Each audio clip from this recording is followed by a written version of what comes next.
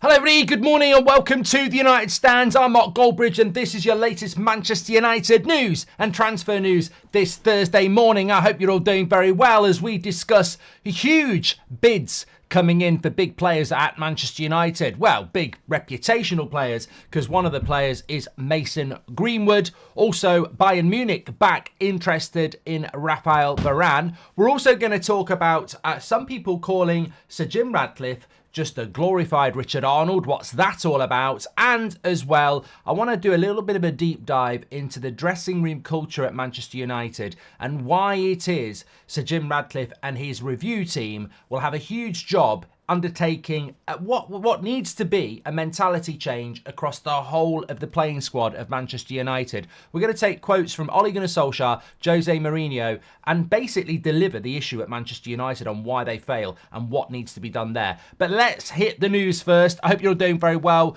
this morning. It's Thursday. If you've lost your way in these days between Christmas and New Year, it is Thursday today, which means there is a press conference from Ten Hag tomorrow, and there is a Manchester United match on Saturday afternoon, and then it's New Year's Eve, which means I'll be doing a preview tonight. But look, I have to catch up myself sometimes. Fantastic win for Manchester United against Aston Villa on Boxing Day, and so important that they take that momentum into what will be a very tricky tie at the City Ground on Saturday evening, considering Forest went to Newcastle and won. I think that's going to be difficult, and we need to obviously find this word consistency, really do. But we'll talk about that in a moment. Let's talk about some of the news, because it is a news show. So apparently Getafe, who have Mason Greenwood on loan at the moment, are looking to steal a march on everybody else and put in a bid for Mason Greenwood ahead of this summer transfer window, which is where Manchester United are expected to announce what they want to do with him. Now, I suppose it makes a lot of sense. The fee that's been mentioned is £40 million. So it's been reported this morning that a £40 million bid for Mason Greenwood will go in from Getafe in January, basically trying to get ahead of what they expect to be quite a lot of interest in him in the summer. Now, I think he's played about 12, 13 games for Getafe since he's gone there on loan. I think he's got 3 goals and 4 assists. So not too bad, considering I think most of the time he's been playing off the right wing, which is obviously where he played for Manchester United quite a lot. Getafe very happy with him. Mason Greenwood apparently quite happy in Spain, and therefore a bid apparently going to go in for him in January, with other clubs potentially interested as well. And I suppose the question is, what would Manchester United do about that? There is still a belief within Manchester United that the best course of action is for Mason Greenwood to leave. The statement they made in the summer is the statement that they stand by today in late December, that there is a pathway out of the football club for Mason Greenwood, and that is the decision. And Man United are working with him to find the best pathway out of Manchester United. So as of right now, Man United would be open to what a good bid for Mason Greenwood. But obviously, you've got to throw into the equation what Sir Jim Radcliffe will do. And I would predict quite strongly what we were told about Jadon Sancho yesterday. If you saw the video we did yesterday afternoon, what we were told about Jadon Sancho is that he will not be sold in January because Man United will not be able to sell him in January, and Sir Jim Radcliffe doesn't want John Murtough wasting all of January trying to sell Jadon Sancho when they've got no confidence that he can do it. So Sancho will be sold in the summer, if he's going to be sold, when they've reviewed everything at the football club, and he will probably be loaned in January. Jay, welcome to the Members Club as well. And I would predict, for the very same reason... Jay, I didn't give you enough there. Jay, welcome to the Members Club. Thank you for joining the Members Club. I would predict strongly that the same thing will happen with Mason Greenwood. If an offer comes in for Mason Greenwood, I think it will have to go through Sir Jim Radcliffe if it's to be agreed. And I think Sir Jim Radcliffe will just say, look, with all due respect, maybe we are looking to sell Mason Greenwood, but we want to wait till the summer, because if he continues to do well at Getafe, his price will go up. And also, by the time the summer comes round, I'll have my own CEO, my own director of football, my own recruitment team, and I'll get more money anyway. So I think that from a business point of view, Sir Jim Radcliffe will just say, no, I don't want you working on this. Go and work on other deals. I don't want to sell Mason Greenwood in January with a recruitment team that's not my recruitment team. So that's what I predict would happen. I don't think it's because Sir Jim Radcliffe sat there going, we're not selling him because I want him to be my star boy in Man United's team next season. I don't think that's the case. He might think that, but from a business point of view, that would probably be one of the worst things he could do as a new partial owner of Manchester United, to come out and say, we're not selling Greenwood, we're going to build a team around him. You're going to upset the same people that got upset last summer. So I think that this is a business decision. I think it's the right decision, because if you sell him in January and then he scores a few more goals, his value will go up. And also, I think in the summer, there's more people with money in their pockets. So there might be 3 or 4 teams that want Greenwood instead of 1 or 2. So I don't see it happening in January. His value is very difficult, though. I mean, I don't know what your thoughts are in the chat. 40 million quid. He's 22 years of age. I think he's got a year or 2 left on his contract, maybe 18 months, maybe 2.5 years. I can't remember. I suppose 40 to 50 million pounds is probably not a bad fee. Ragaf, welcome to Members Club. Thank you very much. Let's just catch a couple of yours. Suf says he's better than Anthony. I mean, it's irrelevant, mate. Ryan, totally agree, Mark. They will wait and watch the goose fatten till the summer. There we go. And 50 because he's English, says Julius. I think he's too good to not play, says Law. And they said they're going to terminate his contract, though. What is that all about, says Dewey. I don't think they're going to do that. Martin, thank you very much. He says he's got 18 months left on his contract with a 12-month option. Just Keevan says he's miles better than Anthony. I mean, I think you're taking the conversation down a road that is irrelevant. I don't know what that's got to do with anything, and we're not doing a poll to bring him back either. This is why I'm always I actually said it this morning. Look, it's news and we'll cover the news, but the minute you start talking about Greenwood, you get, he's better than Anthony, bring him back. And it's like saying, let's bring Roy Keane back. Like, I don't mind if people want to bring him back, and I don't mind if people want to say Greenwood's better than Anthony, but you're living in a fantasy world. Live in the real world. Like, you've got no power in this situation, and the club are saying that he's going, and it might change in the summer, but it's not changing in January. So what's the point in doing a poll? You've got no power in this situation, and also it doesn't matter. I think Greenwood's better than Sancho. So what? I think, is Greenwood better than Rashford? It doesn't matter. Marcus Rashford's a current Man United player. Anthony's a current Man United player. Mason Greenwood isn't, and I don't expect him to be one next season, to be honest, based on what Man United have said. So, moaning about the past, there's no point. What I would say is that I think this will be reassessed in the summer, and then there might be a conversation to have. There's no conversation to be had in December. He's not coming back in January, and this will be pushed to the summer. But I think from a business point of view, it makes a lot of sense because you might get more money out of it. And I think the most important thing here as well is exactly what we said about Sancho yesterday. If you're Sir Jim Radcliffe, do you want John Murtagh and the current recruitment team dealing with the sale of Jadon Sancho and Mason Greenwood in January, or do you want to wait till the summer, have your own recruitment team in there that you trust?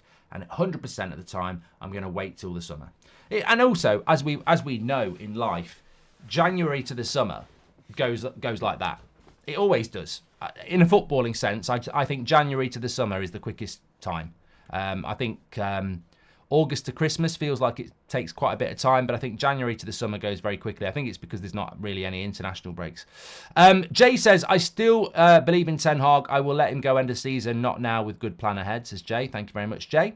I sincerely hope we keep Varane, so decorated, but gets benched and fights his way back into the starting lineup without creating further conflict like Sancho, world-class professional and player, says Alexander. Well, remember, Varane, I think it was on Instagram or something after the Villa game, said, put a few words out basically saying that, a good result and, we've got to work hard like this for the rest of the season. So hopefully he's going to stay, but there is a story on him. Sakin says, sell him and get whatever you can. If he comes back, there's always going to be an unrest among the fans. Welcome to Members Club, Similan. And Rigard has just gifted a membership there. Thank you very much. Jim might want to sack Eric in the summer, says JB. He might. I mean, I don't think that's... I don't think that. Look, I think conversations about the summer, absolutely, we can predict all sorts. I've got no issue with that. Ten Hag, look, sod it. I'll just say it. Sir Jim Radcliffe might be sat there at home eating turkey sandwiches. Does he like turkey? I don't know whether he's a vegan or whatever. But the reality is, Sir Jim Radcliffe might be sat there at home playing Monopoly with his family, thinking, I'm going to sack Ten Hag. It's just about when I do it. He's a businessman. Business people don't necessarily show all their cards straight away. So Jim Radcliffe might have sat there with Sir David Brailsford and said, I don't think this guy is the manager. Remember, if Sir Jim Radcliffe is a fan of Manchester United, he's the same as you. I've got an opinion on Ten Hag. You've got an opinion on Ten Hag. He's not just some emotionless businessman who's like not going to have an opinion. He'll have an opinion on Rashford. He'll have an opinion on the midfield. He'll have an opinion. Well, I hope he has. I mean, we almost look at these people like they are soulless vultures who are just interested in money. But if he is a lifelong Manchester United fan, then surely he's down the pub. Again, I don't know what he drinks. Discussing why Scott McTominay's playing in the midfield. Why Varane's not playing. You know, why didn't we sell Martial in the summer? Surely he has these same conversations with people if he is a Manchester United fan, because that's what being a fan is. Doesn't matter how much you're worth. Doesn't matter where you're from. All Man United fans are like that. So Jim Radcliffe will have an opinion on Ten Hag. His opinion might well be, I think he's the guy to build this club. And I think that, you know, with the right support above him, he'll do better.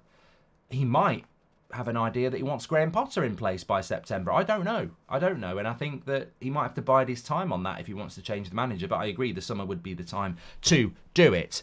Also, not allowed to have an opinion on United stand, says Hundo. People have an opinion all the time. Grow up. I mean, literally, people have just had an opinion that's different to my opinion about Mason Greenwood. And I've just said there's literally no point in talking about him coming back. And there's literally no point in talking about whether he's better than Anthony, because it's a news show and I don't want to wander down fantasy lane. Let's discuss what people expect on a news show. The hypothetical bringing back. We're not playing FIFA. We're not playing Football Manager. He's not coming back in January. That's not me suppressing opinion. That's me telling a truth and moving a show, which is about the news, on to relevant points, like moving on to Sir Jim Radcliffe there about what he might do with Ten Hag in the summer, because I think that is a relevant point. Also, just another bit of news coming in from Europe. I think it's actually coming in from Sport, which is Barcelona. And what they're saying is that Bayern Munich are back in the hunt for Raphael Varane in January. So we've spoken about the Mason Greenwood story. Raphael Varane in January, apparently Bayern Munich are back in. Now remember, it wasn't that many weeks ago that German outlets were linking Varane and Bayern Munich.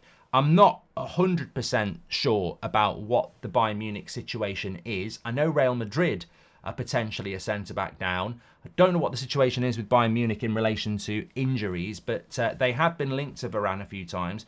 We spoke about this last night. Ten Hag doesn't want Varane to go.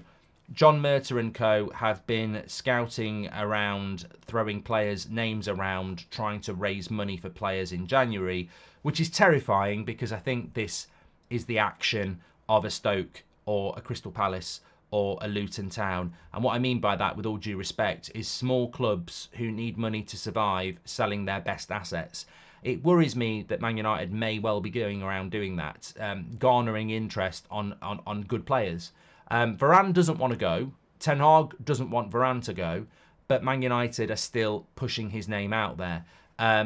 It's worrying because you've got to ask a question of, regardless of the new ownership, why is it that Manchester United are out there pushing names like Casemiro and Raphael Varane to clubs to see if they're interested? It sounds like a fire sale to me. This would be like Liverpool ringing up Real Madrid and Bayern Munich and saying, are you interested in Andy Robertson? Or are you interested in Virgil van Dijk? Or Man City getting in contact with Saudi Arabia or somebody and saying, do you want Kyle Walker? I'm not saying they're best players, but players that are like very good players for them, but around the 30 years of age. It's not conducive to building a football club, and it's not conducive to trying to win the FA Cup or getting back into a top four race, which is still very much there. I mean, I was looking at it this morning and I thought, I've said I don't think in a million years Man United are going to be good enough this season to get top four, and I don't think we are. I don't think that's a statement of a lie. I think that's a statement of truth. I don't think we are good enough to get top four this year. But you look at the league table there and you go, well, Man United are sixth. We've got 31 points. We are 8 points off Villa, which is the team I would look at when it comes to top four. We play Villa at the start of February, so if we went there and won, you're 5 points off Villa, and Villa are in a position where they're still in Europe on a Thursday night, and we're not. I don't think Man City are the team. We're not catching Man City, so I ignore them. But the Villa 8-point gap to fourth is an interesting one for United, and it's one that you can't throw the towel in. So, yeah, I do have concerns. I can't give anybody any guarantees around Rafael Varane. I can't do that. I can't give you any certainty that he's going to stay or leave. All I know is that Ten Hag doesn't want him to go and Varane doesn't want to go. So it feels like this is a hierarchy decision to try and raise money. And when Man United need to raise money, they're not very good at getting rid of the deadwood. So I guess we'll just have to wait and see how that one pans out. But it does worry me because I just don't think that it's a good idea to be removing a player like that. Kim Min-jae's not leaving Bayern, no, Hugh. I don't know what Bayern Munich are doing at centre-back. I think that, I know De Ligt's there. I don't know whether they've got another injury, but Bayern Munich and Varane have been linked for a while. I mean, and also, as well, it's a different story, isn't it? Just before we move on to the next topic, it's a different story if Rafael Varane signs for Real Madrid or Bayern Munich. Because if he goes to Saudi Arabia, there will be people in the fan base saying, it's a good deal. It's a good deal. He's injury prone. He's past it. Let's sell him to Saudi Arabia. But if he goes to Bayern Munich or he goes to Real Madrid, you can't say, it's a good deal. He's past it. He's past it. Let's get rid of him. He's going to a bigger club than Man United to play in the Champions League and win titles. So I think that would expose what I fear, that that we're doing this from a point of raising money. So we'll have to just wait and see. I think this January transfer window is going to be interesting, to be honest. It might not be satisfying. It might be interesting, though, in relation to what United are doing, because John Murtaugh has definitely been touting names around to sell. Sakin says, how is this joker John still there at the club? He has no football sense and no respect for the club. He should not be allowed to make any more decisions, says Sakin. Well, just on that Varane point of view, Fletch says, is Dan Ashworth leaving Newcastle? Paper says working to bring in 3 or 4 players. It's gone really quiet now, Fletch. And it's a shame, really, because when that Dan Ashworth story came out, so the story was that Dan Ashworth has got a good relationship with Ineos. Obviously, he was formerly at Brighton. He's now at Newcastle. He's a very, very good sporting director / director of football, whatever you want to call it. There was a lot of talk that he was going to come to Manchester United. I said at the time, don't like this sort of talk. He's at a rival, and you don't want to expose yourself to a rival because then when they win, you look stupid. Why would he leave Newcastle, who can pay him better and have a better trajectory than Manchester United? And then it sounded like it was going to happen. And now it sounds like it's not going to happen. And it just makes us look stupid and naive. Because Newcastle, who I think have got a better pathway to success than us over the next 5 years, their fans can go, ha, ha, ha, you wanted Dan Ashworth, he doesn't want even to come to you.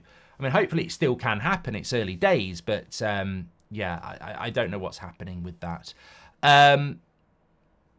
Dan Ashworth signed Matoma from Brighton, says Football Fanatics. Dan Ashworth did a very, very good job at Brighton, and I think he's doing a very good job at Newcastle as well. But there was something I wanted to bring into the show this morning, which is a bit of Goldbridge news, I suppose.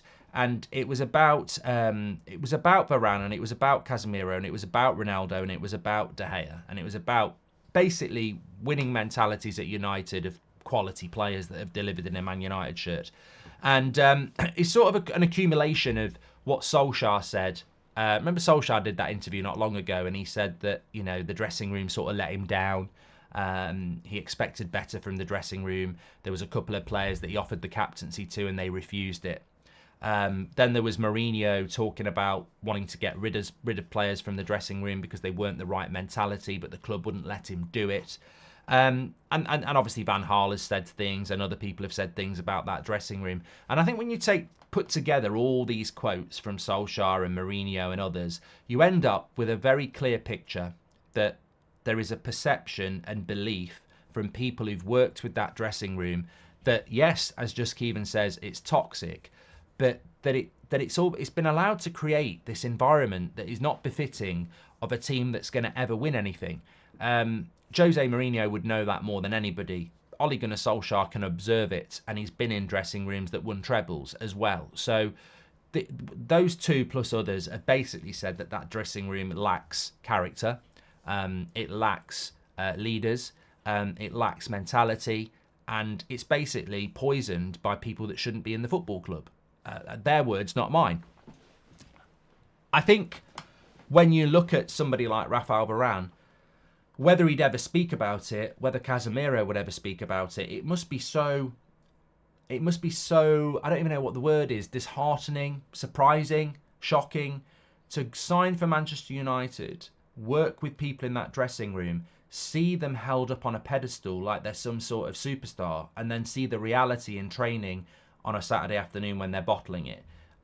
These are players and managers that have played at the highest level. I mean, Ole Gunnar Solskjaer has been in a dressing room with Roy Keane and, you know, a team that's won the treble. Jose Mourinho has managed some of the greatest teams of the last 20 years. Varane and Casemiro have played in one of the best teams of the last decade. And you're in that dressing room, or you're in that training ground, and you're looking at what Manchester United have constructed and kept. You know, people that you walk into and they're paid more money than you, and they're absolutely nowhere near good enough to even train with you and that great Real Madrid side. It's incredible. It's incredible. And the reason I mention it this morning is because for Sir Jim Radcliffe, this is huge. I'm looking at the title race, and I'm looking at Liverpool, and I'm looking at Arsenal, and I'm looking at Man City, and I'm going, yeah, good result against Villa for Man United the other night, but we're nowhere near. We're nowhere near that dressing room mentality that those three clubs have got. We're nowhere near the ability level, but we're nowhere near the consistency level, and we're nowhere near, as I say, the mentality level. It's amazing what we've done over the last 10 years, what we've accumulated, what we've paid for. And I imagine people like Rafael Varane and Casemiro sit there and go, all right, I'm getting paid good money, but bloody hell, what are they doing at this football club? How is he walking around like he's the man? How is he walking around like he's the man? They're very far from the man. They're nowhere near good enough. Why have Man United Football Club allowed themselves to build this sort of a dressing room? And I think when you look at Manchester United and you look at Liverpool and you look at Arsenal, there is a very glaringly big reason why we will never, with this squad, be anywhere near what we need to be, because we still have got players like Mourinho said that he wanted to get rid of 6 years ago, walking around that dressing room, some of them even more powerful than they were then, with no CV, with no mentality, with no camaraderie, just pure and utter vibes. And it's amazing. It's amazing. And we talk about you know, what Sir Jim Radcliffe could do at the football club, but how do you remove that? How do you remove that? And I think there's optimism in the fan base and there's hope, but there are so many avenues you walk down when you're really deep it that you go, I don't know how he solves that problem. I really don't. I don't know how Sir Jim Radcliffe walks into that club and eradicates 6-7 players that have been here for too long that don't have the ability or mentality to take us to the next level. How do you do that? Because on the flip side, I look at things and you talk about the class of 92, etc. And I look at that United side from the Villa game and I go, well, it's not the class of 92, it's not the class of 23, but you've got 18-year-old Mainu, 19-year-old Garnacho, and 20-year-old Rasmus that you really want to be building a team around. But how are they going to become intoxicated or poisoned by the players that we know that aren't good enough, who are 5, 6, 7 years older than them, who will be influential on them in the dressing room? That's what worries me about Garnacho and Højlund and Mainu. You see it on the pitch when they score a goal. There's certain players running towards them that are obviously very influential on them. And you don't want them to be influential on them. You don't want them looking up to certain players in that dressing room, because that's not what you want.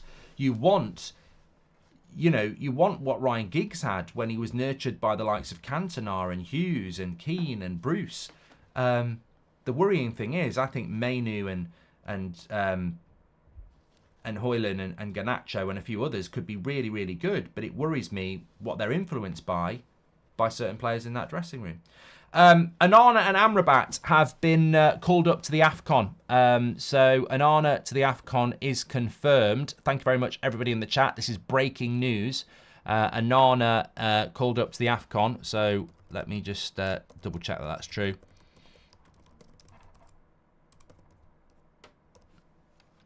It is, yeah, breaking. I mean, to be honest, ignorance. It is ignorance. I'd forgotten that Amrabat would be gone as well.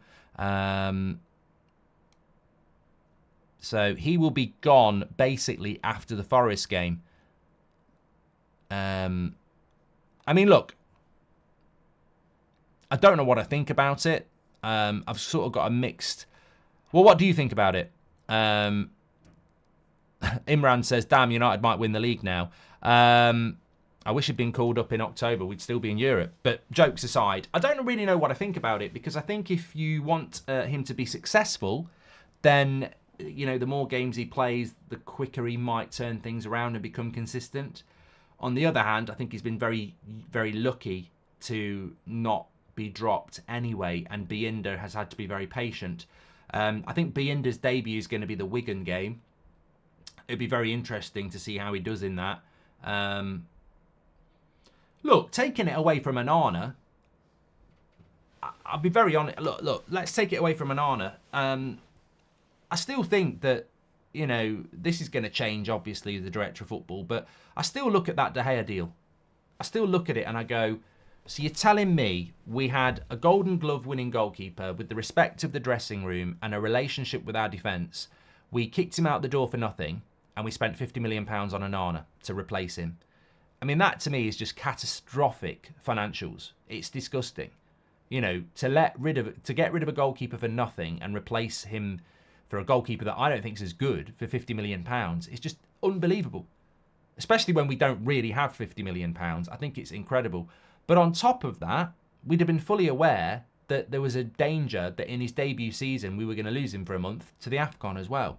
So it's, you know, I still think taking it away from Onana, the fact that he's going to be playing in the AFCON was something that United should have been aware of in the first place, because it's embarrassing that, you know, he's struggling after such a big outlay, but now, smack in the middle of the season, we're going to lose him for a month, and then he comes back after a month, and it's almost like starting again, isn't it?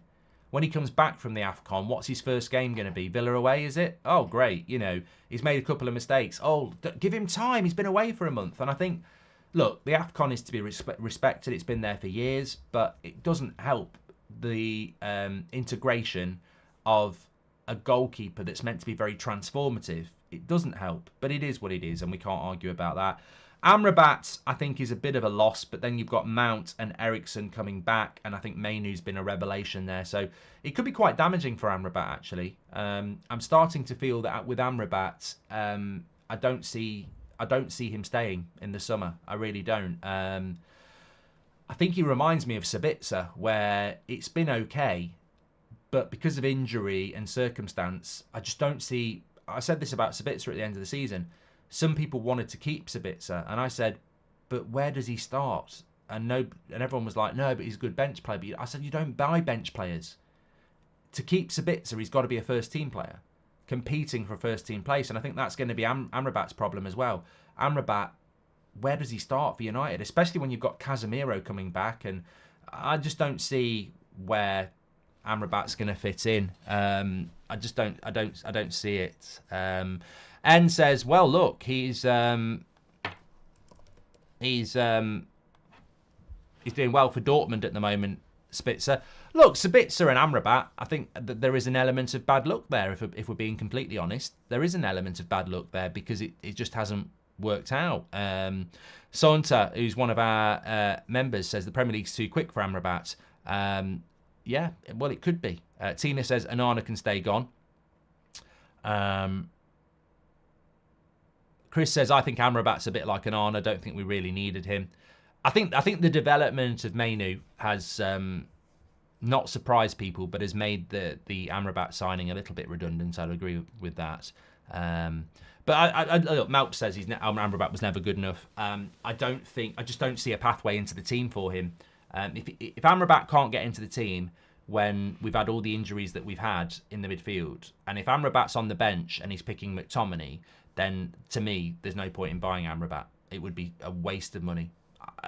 He could turn it around in the second half of the season, but if you're on the bench when we've got an injury crisis and McTominay starting ahead of you, then that to me is a big, big, big no.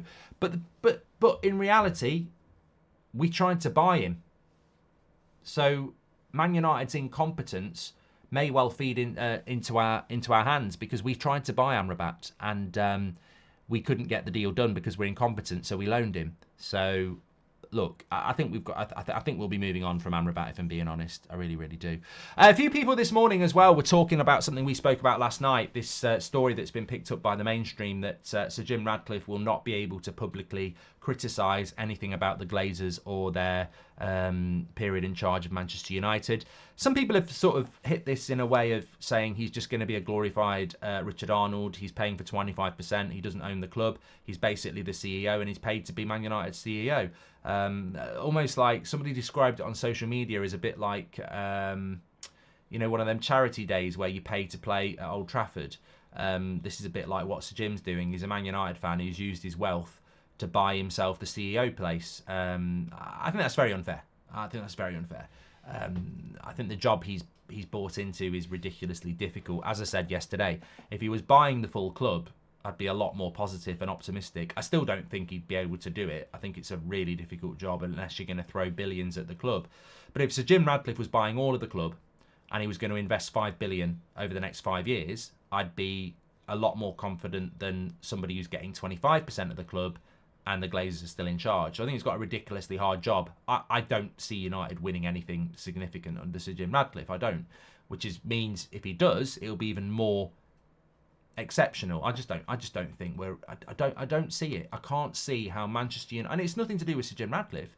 I just don't see how Man United can be successful with this ownership model against what Man City have got, what Newcastle have got, even what Liverpool, Villa and Arsenal have got. I just don't think we're set up to compete.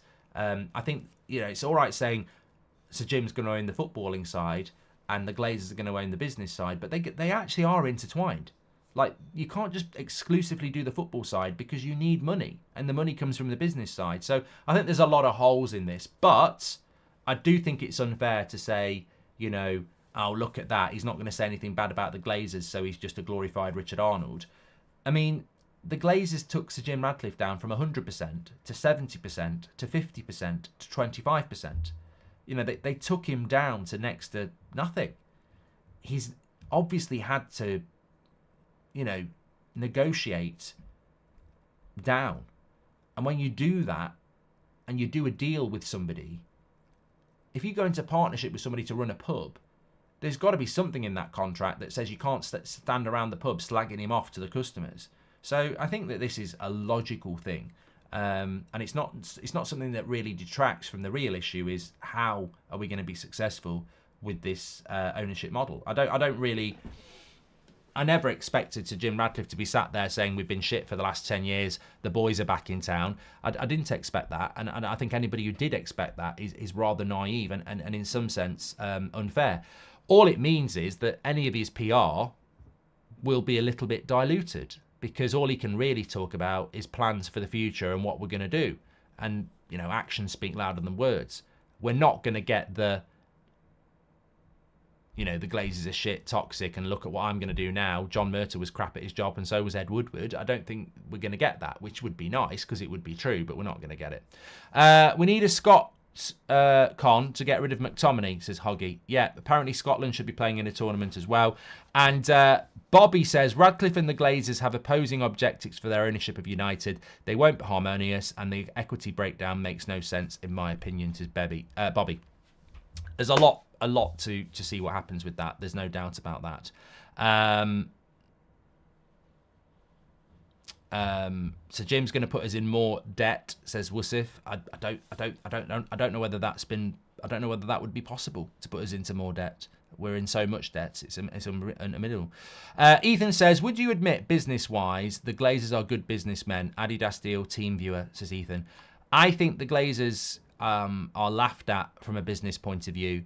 And I think a lot of people in this deal wanted to go down the route that Sir Jim Radcliffe is a much better business person than the Glazers, and Sir Jim Radcliffe schooled the Glazers.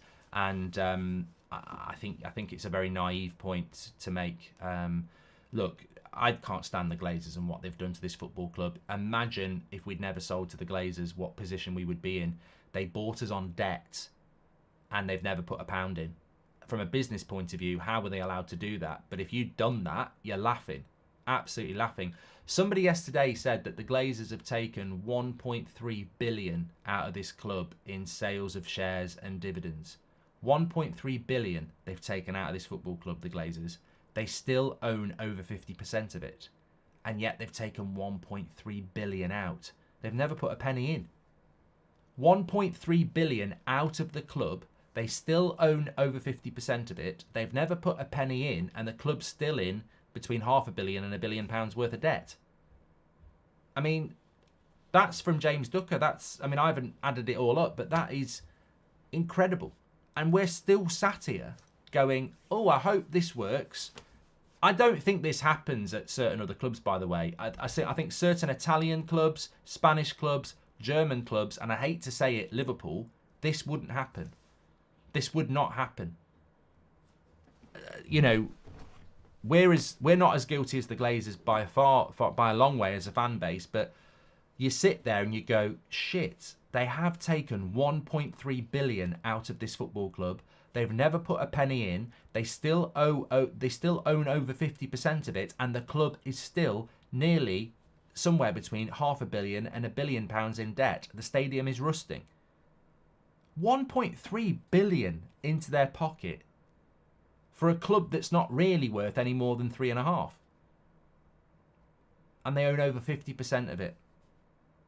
And the club's in debt. It's madness. It's madness. Onana looks overconfident. Looks like he forgot he has to fill in David De Gea's shoes. I was expecting Onana to settle down and then implement his style, says Pranav. One thing about Onana is he's never going to stop being arrogant or overconfident or whatever you want to call it. It's his personality. He believes in himself. Now, that can be a really good thing. It can also be a very dangerous thing because you can be deluded. Hopefully, it's going to be a good thing, really. Anyway, look, thanks everyone for listening this morning. We're back at 2 o'clock. I've got the preview for the Forest game tonight, live preview. I haven't done a live preview for a bit because it's Christmas, but we're live at 7 o'clock because there's a double Premier League header on Matt's Football tonight, which is Spurs, Brighton, and Arsenal against West Ham. Did you see yesterday as well? Fucking Man City again. Unbelievable. Did you see that yesterday? Did you see that penalty that Man City got yesterday? You know, talk about a top 4 race. They're 4th place. They've just had another 2 points they shouldn't have had. I mean, the shot comes in. He can't put his hand anywhere else. Penalty. The Man City players run around the referee. He's not given the penalty. They sprint towards him like this. Wait, you know, like they're trying to get a plane to land. And, oh, yeah, it is a penalty. Sorry, lads. Sorry, lads. I just think about the Garnacho one. I think about the Garnacho one at Spurs. The most blatant handball in the world. Nothing. And when we surround the referee, we get a charge. Disgusting. Absolutely. The decision, I still don't believe that the Rasmus Højlund foul on Rodri in the derby was given. I see that happen 10 times a game, every game, and they got a penalty for that in the derby from VAR review. I just can't speak about the amount of decisions they get. It's disgusting, especially when they're in a top 4 race.